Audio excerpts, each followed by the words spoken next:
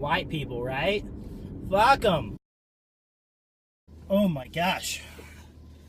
7:02 on a Wednesday. It's been a while since I've done a proper vlog. I've been pretty busy. Had a weird weekend. I think I went over that in the previous episode that I dropped when I posted my PR squat from Monday. That was good. Worked. Kind of a basic day. No big deal. Today I've just been sitting around working. Just got off. Obviously, I think I mentioned you would know by now. I work from home, which is okay. I like it. No, I like working from home. It's great. So now I'm gonna hit the gym. I'm gonna squat a little bit. Get this fucking shoulder stretched out. Squat a bit up to like 70%, maybe 80%, just for some. And I'm gonna take like everything under 200 for 10 reps, just to pump some blood, you know. And then I'm gonna hit back and triceps. I think. I don't know. We'll see. I just lift. You know, I lift really intrinsically. I do about half of the year on a program that I follow pretty precisely, that my friend writes for me, who's a trainer out of Columbus, Ohio. And the other half of the year, I just really lift intrinsically and intuitively. So I know that, like, I know going in, like, I'm gonna squat twice or 3 times this week. I'm gonna deadlift once heavy this week, you know, which will be tomorrow. Tonight I'll probably do some RDLs, you know, and I know I'm gonna do chest twice this week. And one day of the week will be dedicated to almost explicitly cardio stuff. And that's usually Saturday, because the fucking gym I work until 7. The gym closes at 8. So I just rush in and I do like an hour of rowing in the step machine, just to get my breath going, you know, not be so fat. Recorded an amazing podcast last night, episode 14 of the Peter and Pals podcast, featuring our first ever guest on the show, who is a young man named Daniel Travis, Peter's brother, owner of Winter Park Seltzer, which is a local artisan seltzer company. They make their own seltzer water.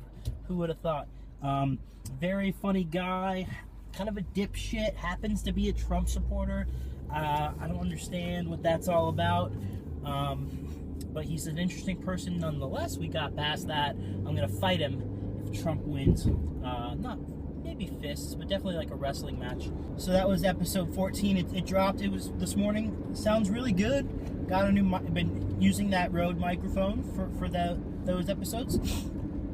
I'll actually put a link to the podcast right here, and you can click it below, obviously. Anyways, yeah, good episode. A lot of fun hanging out with those guys. After the gym tonight, I don't know what I want to eat. I have some steaks in the fridge that I should be eating. I really just kind of want Chipotle. I'm so into this this summer rewards program that they've got, and even though even though I'm like a month late on the whole thing, you know, they've been doing it since June, I think. I still want to get my free burrito, at least one free burrito out of it, or a burrito bowl, you know, whatever floats your boat. I like a bowl. Apparently, you can get anything you want for free when you get your free one. Max Tuning, who has, am I showing him? Max Tuning got triple meat the other day. So, I don't know, seems like too much meat though, right? But he got triple meat in his shit, and I think he likes it. So, I always get double meat. I used to get double chicken. Now I get double, half chicken, half steak. Just for the variety. Just flavored a little differently. Well, I'm like a fucking ninja. I caught that. I'm gonna leave that. I'm not gonna cut that out. I really just caught it like a natural, like a outfielder would catch a pop fly. You know, like Darryl Strawberry, right field, catching a pop. So anyway, I'm almost to the gym. I'll do a little video. Why not? I love you guys. If you're watching this at all, good Lord, thank you so much for your time. I appreciate it. It's hard to talk about myself all the time in this way. I do like It's outside yoga. It's hot as fuck outside. Florida, they're outside, yoga mats on the concrete doing yoga. I don't know. White people, right? Fuck them. It's me, everyone. Mike, the world's worst vlogger. And not worst in like a practical sense, like bad edits or whatever. There's plenty of worse people than me. But as in inconsistent and not consistent. But I was in reverse just then. I almost hit a car behind me, I'm sure. My roommate's car. But since Casey Neistat has apparently quit daily vlogging, what's the point for anyone, right? No, I'm just kidding. I mean, it's still totally fruitful, right? And ready to get depression. That happens a lot. This motherfucker just flips off the dashboard, and got to get that sorted. So what's been going on? I've been working, obviously. I work all day, obviously. Why do I keep saying obviously? Work all day until 7 for the past like 6 weeks. 4 weeks, 5 weeks, 4 weeks. And I have another 4 weeks of 10 to 7, which is just brutal because there's no time to do. I go to the gym in the morning maybe, or I can wake up and have breakfast, but usually I'm out at 7. Then I go to the gym and I get all fired up and I can't get to bed till 12 or 1 o'clock, and then I sleep in until 8 or 9, and then I gotta work at 10, so fuck! It's a vicious cycle. But you can definitely tell that fall is approaching. As we approach September, I don't even know the day of the week today. It's Friday, or the date. The date or the day, whatever, whichever one it is. 2 weeks ago, at 7 p.m., the sun was still bright as hell. And now, the sun is much, much lower in the sky. So we are, how can you claim, I used to work with a guy named Bernie, who is a smart guy, I thought. God damn it. So he was a smart guy, but he's a flat earther. This is a gay conspiracy theory nut. He's gay. He has a lot. Fuck it. I'm just gonna hold the camera.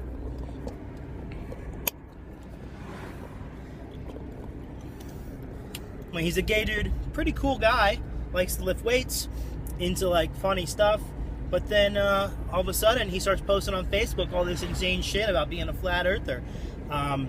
Flat earth, chemtrails, poison in the water, on and on and on and on. The Bilderbergs, freedom camps, they're gonna be taking us back.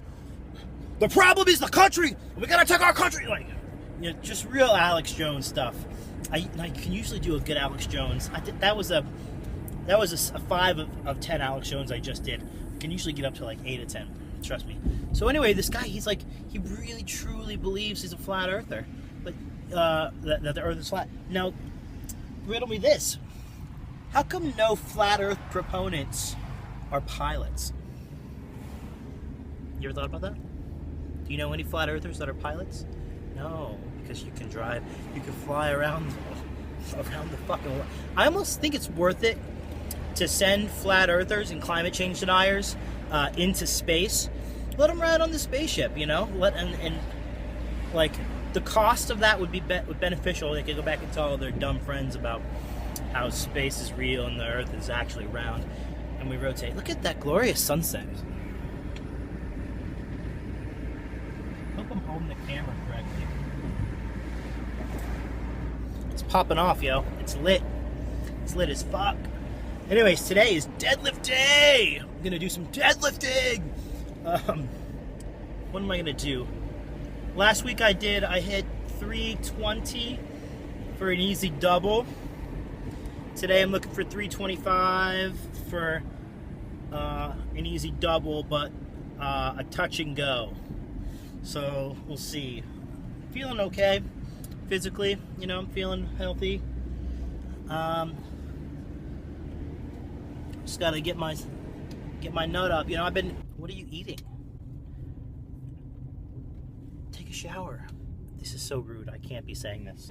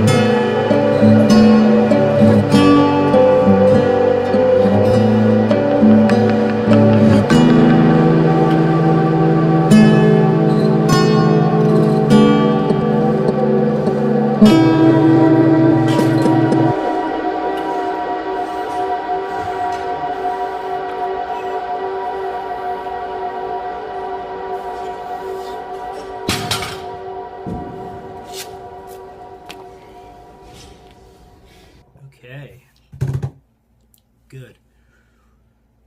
Well, what a night it was. As you've seen, I pulled 355, which was a 10-pound PR. My last deadlift PR was in 2013, and I've been sort of scared to like injure myself because I wasn't competing. What's the point of like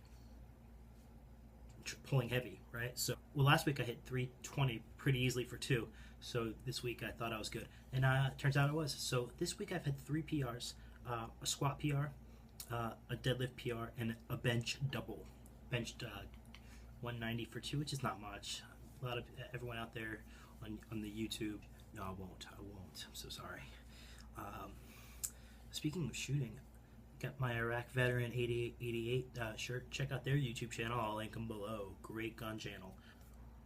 Then I ate a 1-pound steak just now, which was unbelievable. So, what's up for the weekend? I'm not sure.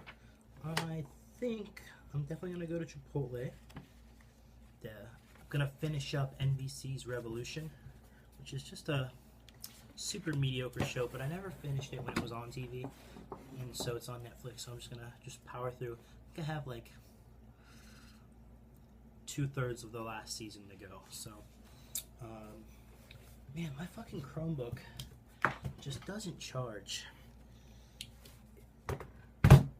It's whenever you plug it in, it doesn't really, you have to like squeeze the charger into it. Sometimes you can get lucky by finagling it. It's really upsetting. Throw it away. Burn it down and walk away. White Noise by Don DeLillo for you. Kind of close out this vlog. I don't know if you like this or not. I don't really care. I'm just going to do it anyways because I like it, right? That's all I want to do. Page 97, I don't know, chapter 13 or so. The Old Burying Ground. Blacksmith Village. The headstones were small, tilted, pockmarked, spotted with fungus or moss, the names and dates barely legible. The ground was hard with patches of ice. I walked around the stones, taking off my gloves to touch the rugged marble. Embedded in the dirt before one of the markers was a narrow vase containing 3 small American flags. The only sign that someone had preceded me to this place in this century. I was able to make out some of the names, great, strong, simple names, suggesting a moral rigor. I stood and listened. I was beyond the traffic noise, the intermittent stir of the factories across the river. So at least in this, they'd been correct, placing the graveyard here. A silence that had stood its ground.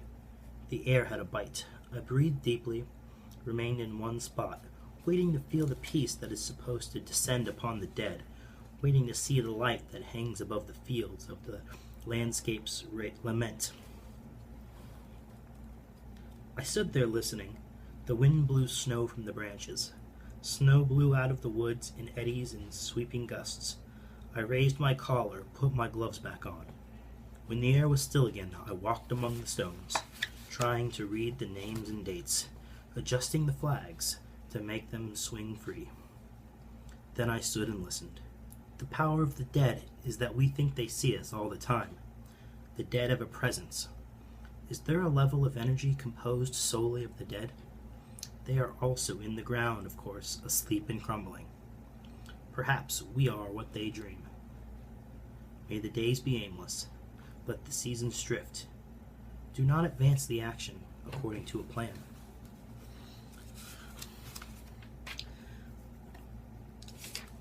I don't know why there's such meaningful stuff. 1, 2, 3, 4 paragraphs, right, of pretty meaningful prose, dispersed in a book that has a lot of sort of absurd, kind of an absurd story, which is fine. It's meant to be absurd. It's a satire.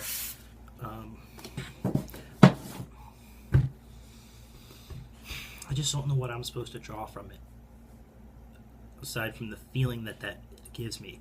But I don't know how to put the two together, the story with the sort of vignettes. Bret Easton Ellis does this too in The Rules of Attraction and in Right Now You Guys Are Screaming. It's called blah, blah, blah. I only have 2 signed copies of this book, 5 feet away, and I can't remember the name.